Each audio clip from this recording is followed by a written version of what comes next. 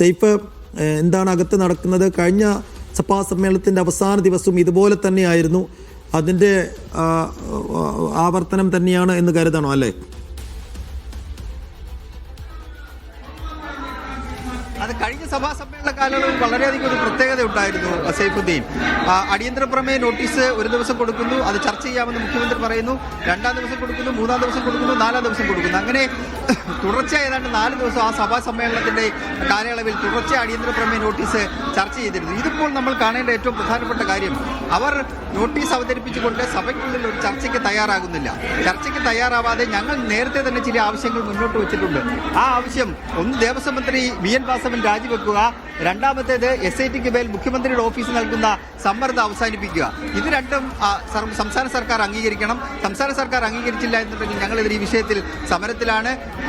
കടുത്ത പ്രതിഷേധം ഞങ്ങളുടെ ഭാഗത്ത് നിന്ന് ഉണ്ടാകുമെന്ന് പ്രതിപക്ഷ നേതാവ് പ്രഖ്യാപിക്കുന്നു. അങ്ങനെയാണ് പ്രതിപക്ഷാംഗങ്ങൾ സഭയുടെ നടുത്തളത്തിൽ മുദ്രാവാക്യം വിളിച്ച് പ്രതിഷേധം സംഘടിപ്പിച്ചുകൊണ്ട് ഇരിക്കുന്നത്.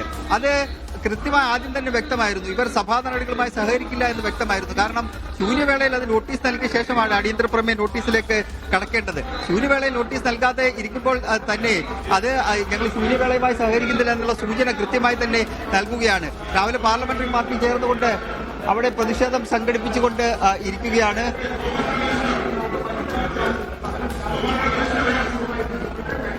പ്ലക്കാർഡുകളും ബാനറുകളും ഉയർത്തിക്കൊണ്ടാണ് പ്രതിഷേധം സംഘടിപ്പിക്കുന്നത്. ശ്രദ്ധ ക്ഷണിക്കലുമായി എന്തിനാണ് ഭയക്കുന്നത് എന്നാണ് MP രാജേഷ് ചോദിക്കുന്നത്. എന്തിനാണ് നിങ്ങൾ അടിയന്തര പ്രമേയത്തെ ഭയക്കുന്നത്? സർക്കാരിന്റെ മറുപടിയെ നിങ്ങൾക്ക് ഭയമാണോ എന്നുള്ള ചോദ്യം അദ്ദേഹം മുന്നോട്ട് വെക്കുന്നുണ്ട്. ഭയമില്ല എന്നുണ്ടെങ്കിൽ നിങ്ങൾ ചർച്ചയ്ക്ക് തയ്യാറാവൂ, നോട്ടീസ് നൽകൂ തുടങ്ങിയ കാര്യങ്ങളാണ് അദ്ദേഹം വിശദീകരിക്കുന്നത്. നോട്ടീസ് നൽകിയിരുന്നെങ്കിൽ ഒരു കാര്യം ഉറപ്പാണ് സൈഫുദ്ദീൻ ജിൽസി, അത് ചർച്ചയ്ക്കെടുക്കാനുള്ള എല്ലാ സാധ്യതകളും നിലനിൽക്കുന്നുണ്ട്. സർക്കാർ ആ മൂഡിൽ തന്നെയാണ് ഉണ്ടായിരുന്നത്. കാരണം ഒന്ന്, തന്ത്രിയുമായി ബന്ധപ്പെട്ട പാട്ട്,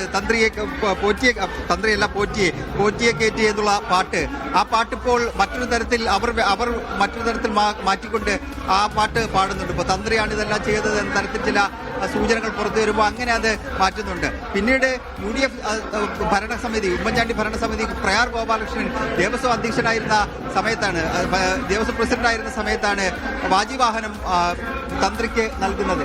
അങ്ങനെ UDF സർക്കാരിന്റെ കാലത്ത് ചില പ്രശ്നങ്ങൾ ഉണ്ടായിട്ടുണ്ട് എന്ന് പറഞ്ഞുകൊണ്ട് ഇതുവരെ പുറത്തു വരാത്ത ചില വിവരങ്ങൾ കൂടി മുഖ്യമന്ത്രി എടുത്ത് പുറത്തിട്ടേനെ അതിനുള്ള സാധ്യതകൾ നിലനിൽക്കുകയാണ്. ഇപ്പോ പ്രതിപക്ഷം ചിലപ്പോൾ സഭ ബഹിഷ്കരിച്ച് പുറത്തേക്ക് പോകാനുള്ള സാധ്യതയും കാണുന്നുണ്ട്. സഭ ബഹിഷ്കരിച്ച് അവർ പുറത്തേക്ക് പോകും എന്ന സൂചനകളും ലഭിക്കുന്നുണ്ട്. കാരണം അവർ ഒരു സഭാ നടപടികളുമായി ഒരു വിധത്തിലും സഹകരിക്കുന്നില്ല, ഒരു കാരണവശാലും സഹകരിക്കുന്നില്ല. പ്രതിപക്ഷവും ഭരണപക്ഷവും നേർ നിന്ന് പോരടിക്കുകയാണ്. കാരണം ആ ദൃശ്യങ്ങൾ നമുക്ക് വരുമ്പോൾ കാണാൻ കഴിയും. ഭരണപക്ഷത്തെ ട്രഷറി ബെഞ്ചിലെ MLA മാർ മന്ത്രി MP രാജേഷിന് അടുത്ത് വന്ന് നിന്ന് ആ മേശയ്ക്ക് മുകളിൽ ചുറ്റി ഐക്യദാർഢ്യം അറിയിക്കുകയാണ്. അങ്ങനെ സഭയുടെ സീറ്റിൽ നിന്ന് ഇറങ്ങി വന്ന് മന്ത്രിക്ക് പിന്തുണ അറിയിപ്പിച്ചുകൊണ്ട് അവർ ഭരണപക്ഷത്തെ MLA മാർ അവിടെ നിന്ന് പ്രതിഷേധം സംഘടിപ്പിക്കുകയാണ്. ഇനി ശ്രദ്ധ ക്ഷണിക്കലിന്റെ മറുപടിയിലേക്ക് കടക്കാൻ കഴിയുന്നില്ല. കാരണം ഈ ബഹളം കാരണം ഒന്നും കേൾക്കാൻ കഴിയാത്ത അവസ്ഥയിലേക്ക് കാര്യങ്ങൾ എത്തിച്ചേർന്നിട്ടുണ്ട്. എന്തായാലും സർക്കാർ ചോദിക്കുന്നത് 2 ചോദ്യങ്ങളാണ്. നിങ്ങൾ എന്തിനാണ് ഭയക്കുന്നത്?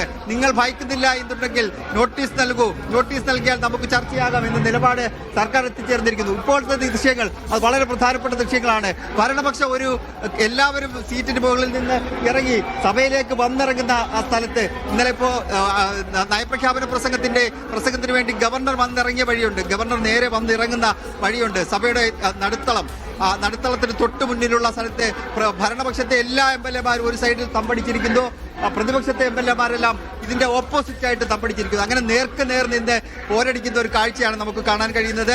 ഞാൻ നേരത്തെ സൂചിപ്പിച്ച പോലെ ആ ദൃശ്യങ്ങൾ ഒരു ഗംഭീര ദൃശ്യമായിരുന്നു. അത് നമുക്ക് അല്പസമയത്തിലേക്ക് തന്നെ കാണിക്കാൻ കഴിയും എന്ന് തോന്നുന്നു. സ്പീക്കർ ഡയസിൽ ഇരിക്കുന്നു, അദ്ദേഹത്തിന്റെ ചെയറിലിരിക്കുന്നു.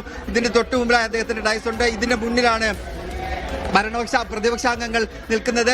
ഇതിന്റെ പുറകിലായിട്ട് അവർക്ക് നേരെ നിന്നുകൊണ്ട് ഇപ്പോൾ യുദ്ധഭൂമിയിൽ അപ്പുറത്തും പടയാളികൾ നിൽക്കുന്ന പോലെ അങ്ങോട്ടും ഇങ്ങോട്ടും നോക്കിക്കൊണ്ട് പ്രതിഷേധം സംഘടിപ്പിച്ച് മുദ്രാവാക്യം വിളിച്ചുകൊണ്ടുള്ള പ്രതിഷേധത്തിലേക്ക് കടന്നിരിക്കുകയാണ്. അങ്ങനെ വലിയ പ്രതിഷേധം പ്രതിപക്ഷാംഗങ്ങൾ നേർക്കുനേർ നിന്ന് പോരടിച്ചുകൊണ്ടുള്ള ഞങ്ങൾ അങ്ങേ അറിയിക്കുന്നു.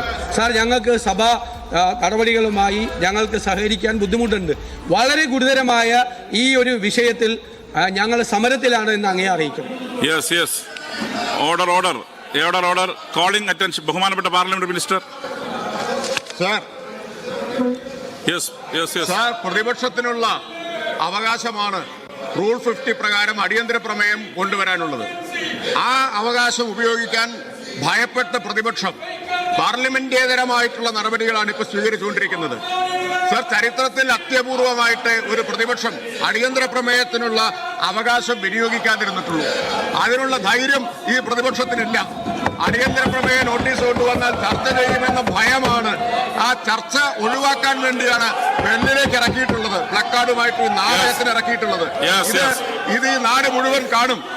ആത്മവിശ്വാസവും ധൈര്യവും ഉണ്ടെങ്കിൽ റൂൾ 50 പ്രകാരം ചർച്ചയ്ക്ക് തയ്യാറാവുകയല്ലേ ചെയ്യേണ്ടത്? ചർച്ച ഈ സന്ദർഭത്തിൽ നടത്തിയപ്പോഴെല്ലാം പ്രതിപക്ഷത്തിന് ഒളിച്ചോടേണ്ടി വന്നിട്ടുണ്ട്, ഇറങ്ങി ഓടേണ്ടി വന്നിട്ടുണ്ട് ഈ സഭയിൽ നിന്ന് എന്നുള്ളതാണ് അനുഭവം. ഭീരുത്വത്തിന്റെ ലജ്ജയില്ലാത്ത പ്രദർശനമാണ് ഇവിടെ കണ്ടുകൊണ്ടിരിക്കുന്നത്. അതാണ് കണ്ടുകൊണ്ടിരിക്കുന്നത്. തിണ്ണമെടുക്കാണ് പ്രതിപക്ഷം സഭയിൽ കാണിച്ചുകൊണ്ടിരിക്കുന്നത്. സഭ നൽകുന്ന അവകാശത്തെ വിനിയോഗിക്കാൻ തയ്യാറാവാതെ അതിന് ധൈര്യമില്ലാത്ത ഈ പ്രതിപക്ഷത്തെ ജനങ്ങൾ വിലയിരുത്തും. Sir, calling attention Shri CK Harindran, ബഹുമാനപ്പെട്ട തദ്ദേശ സ്വയംഭരണ എക്സൈസ് പാർലമെന്ററി വകുപ്പ് മന്ത്രി. CK ഹരീന്ദ്രൻ, പ്ലീസ്, ഇതൊരു ശരിയല്ല. പ്ലീസ് പ്രതിഷേധിച്ചു, banner please please please please please